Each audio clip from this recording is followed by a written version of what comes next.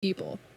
Right. Well, obviously no one knows the future, right? But I would say this, that if we create alternatives, it can be very lucrative for us, which, Yeah. I mean, because you're grifters. we've played out here at the Daily Wire with the success of some of our alternative startup brands, still nascent, but already making 8 figures worth of revenue. Yeah, except that's not what's going to happen, and you know that perfectly well. That's why you're talking about 100 years. Uh, this is just straight up grifting here. I mean, there's nothing. This is nothing. I mean, yeah, they'll probably use the money they get from fash people for their fash fake products, for fashy shit. But for the most part, this is just grifting. They've figured out that they have a very malleable audience who gets mad at the things that they tell them to get mad at. And if they say, you want to stick it to, the woke conspiracy, then you've got to buy this, like, fucking Julius Streicher brand beer or whatever. Most to survive as a nation is a common culture, a cultural space that isn't purely political, that isn't completely bifurcated. I happen to think that the best way to do that is to further bifurcate economically right now. Yes, because that's going to make you a lot of money. But my goal isn't just the conservative shop at Jeremy's Razors and liberal shop at Harry's Razors. My goal is that that these companies are never going to respond to the grievances that they have right now. And of course, you've responded to that not only in the press and media that you've created, but in the companies that you're continuing to create. What's next for you? You got Daily Wire, Jeremy's Razors, Jeremy's Chocolate. if you fight, if you stay motivated, if you stay engaged, well, we don't know what the future will be, but at least we'll have some sort of say. And at least Jeremy will get a bunch of money off of you. And what it might be. And it's just the only way to actually exist in this world, the only way to actually find. Yeah, what gets me about this, I mean, there's so many things that get me about this. Just the shamelessness of his grifting.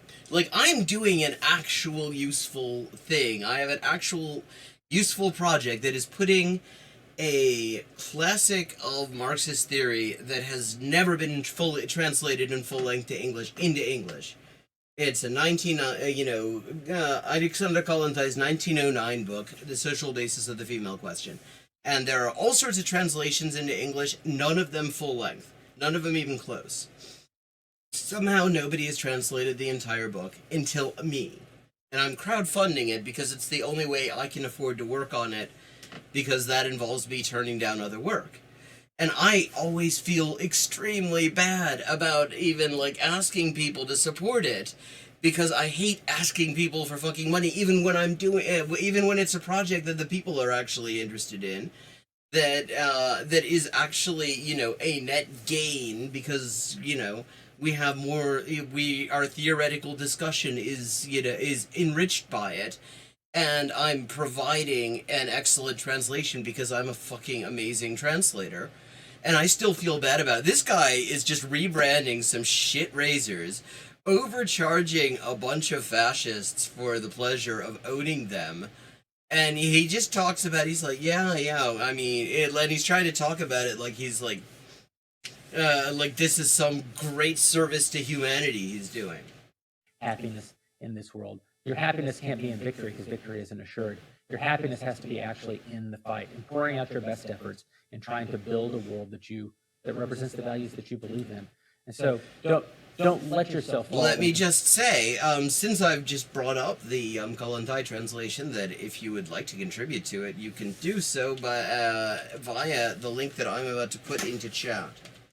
Or, well, either you can become a patron on my Patreon, which the Patreon command will take you to, or you can go to this link that I'm about to give you and make a direct contribution to help this project continue on. I'm on the second to last chapter, which is also the second longest chapter. I'm just shy of $900 out of $2,500 that I'm raising to cover the cost of translating it, and all contributions greatly appreciated. If this motherfucker is going to sell some bullshit razors and act like he's the second coming for doing it, then I need to be a little bit more shameless about plugging my fucking actually worthwhile project.